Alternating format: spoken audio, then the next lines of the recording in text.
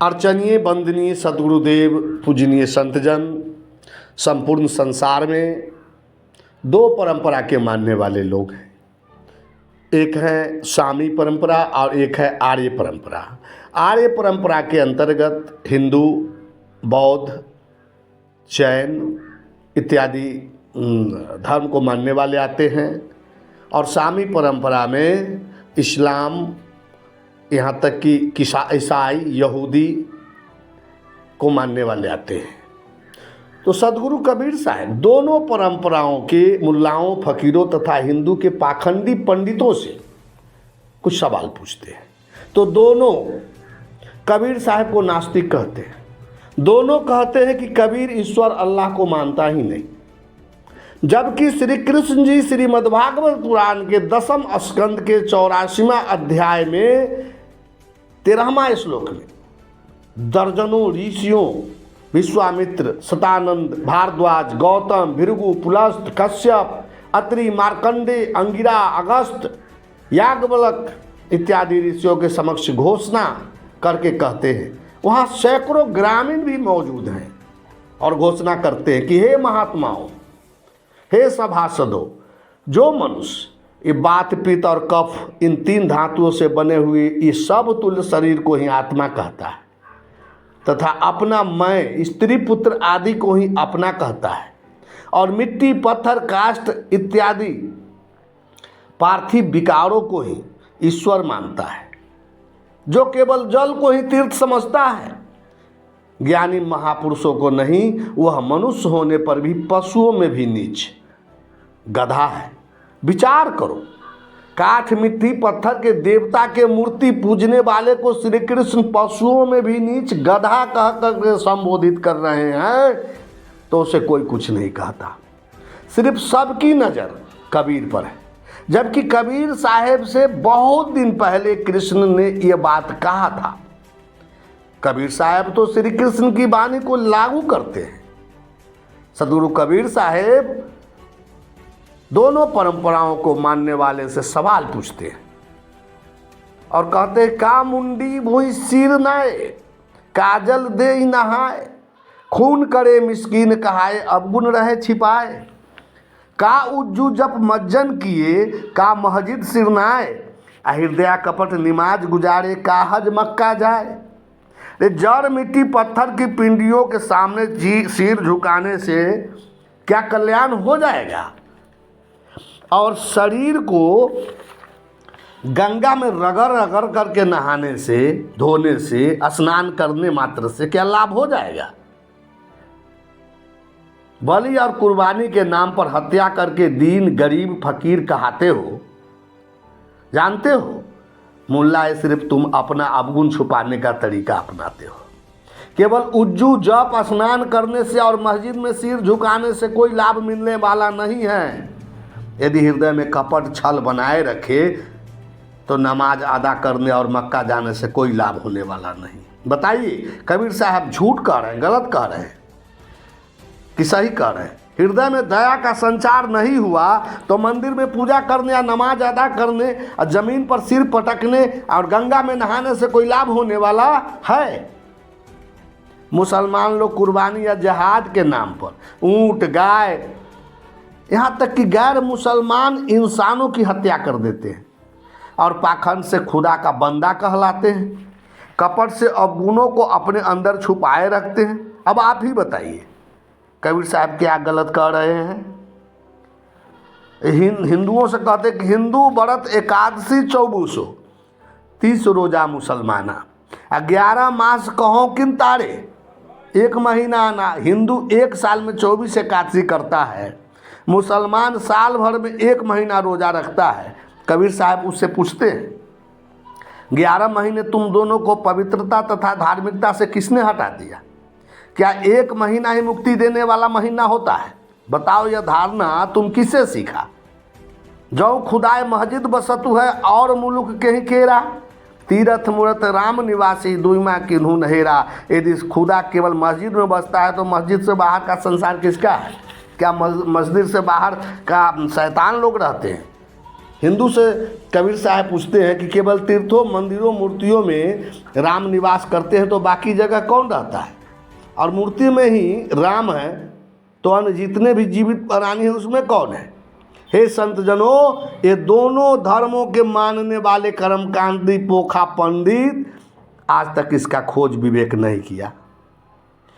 कहते हैं कि वो पूरब दिशा हरि को बासा पश्चिम अलह मुकामा, दिलमा खोजो दिलहिमा खोजो रहे करीमा रामा। हिंदू कहते हैं कि पूरब में हमारे हरि का निवास है और मुसलमान कहते हैं कि हमारे अल्लाह पश्चिम में निवास करते हैं। परंतु हे भाइयों, ये दोनों को भी मोतियाबिंद हो गया। कबीर साहब कहते हैं अरे मोतियाबिंद आँख में न हो गया है, दिमाग तो ठीक है ना। जो सभी के दिलों में चेतन रूपी भगवान को जान गया वह किसी जीवों को दुखी नहीं कर सकता, धोखा नहीं दे सकता। अरे धोखा तो यही है कि लोग पत्थर के बने मंदिर मस्जिद में भगवान होने के भरम कर लेते हैं, किंतु प्राणियों के हृदय में वो भगवान को नहीं देख पाते। जो सभी दिलों में चेतन निवास करता है वही चेतन नूर ही दिलकश, दिलदार, दिलाराम, रहीम और राम है। और यही उपदेश श्री कृष्ण अर्जुन को देते हैं। ईश्वर सर्वभूतानां हृदय से अर्जुन तिष्ठति, अहमात्मा गुडाकेश सर्वभूताशय स्थित, अहमादिश्च मध्यं च भूतानामांत एव च, कि मैं ही वह चेतन आत्मा ही परम तत्व है और वह सभी के हृदय में रहते हैं। अब बताइए, कबीर सनातन की बात करते हैं कि नहीं? हिंदू तथा सनातन विरोधी कबीर कब है? बहुत से हिंदू के मानने वाले कहते हैं कि कबीर वेद शास्त्र को तो मानते ही नहीं, लेकिन कबीर बीजक में कहते हैं कि वेद कितेब कहो किन झूठा, झूठा जो न विचारा, सब घट एक एक के लेखे भय दूजा के मन। कि वेद तथा कुरान को कौन झूठा कहता है? झूठा तो वह है जो इसमें लिखे हुए शब्दों को विचार नहीं करता है। वेद में सभी बातें गलत नहीं लिखा हुआ है, बिना विचारे सारे बातों को मान लेना भी मूर्खता है। सभी शरीरों में केवल एक ही राम तथा अल्लाह का नूर है, इसे जानते हुए भी लोग विचार के अभाव में प्राणियों का वध कर देते हैं। प्राणी मात्र पर दया ही सर्वोपरि धर्म है। क्रूर, निर्दयी, हत्यारा खुदा या ईश्वर का बंदा हो ही नहीं सकता, वो तो शैतान का बंदा है। सारे वेद पुराण कुरान इंसान का लिखा हुआ है। आकाश से लिखकर खुदा तथा ईश्वर नहीं गिरा दिया, ऊपर आकाश में कोई छापा खाना नहीं लगा हुआ है। लेकिन हिंदू तथा मुसलमान दोनों अपने अपने ईश्वर अल्लाह का नाम लेकर कहते हैं कि वेद परमात्मा का लिखा ग्रंथ है और संसार को ईश्वर ने बनाया है। मुसलमान कहता है कि नहीं, संसार को अल्लाह ने बनाया और हमारा कुरान खुदा का लिखा है। कबीर साहब दोनों से फिर सवाल करते हैं, कहता आदम, कहता हव्वा, कहता पीर पैगंबर हुआ, कहाँ तब जिमी, कहाँ आसमान, कहाँ तब वेद किताब कुरान। यह बताओ, जब सृष्टि नहीं थी तो सृष्टि के पहले तुम्हारे आदम कहाँ थे, तुम्हारा हव्वा कहाँ थी, और उस समय पीर पैगंबर कहाँ हुए थे, तब जमीन कहाँ थी, आसमान कहाँ था और वेद कुरान कहाँ था।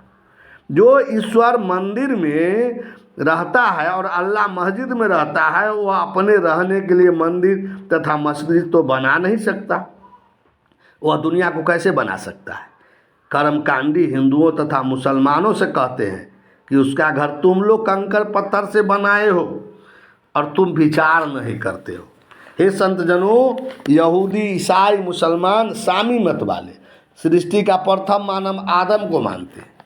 यहोवा ने सोते हुए आदमी की बाईं पसली निकालकर हव्वा नाम की नारी बनाई और वही आदम की पत्नी बनी तथा सृष्टि की प्रथम नारी हुई। इसकी कथा बाइबल में लिख दी गई।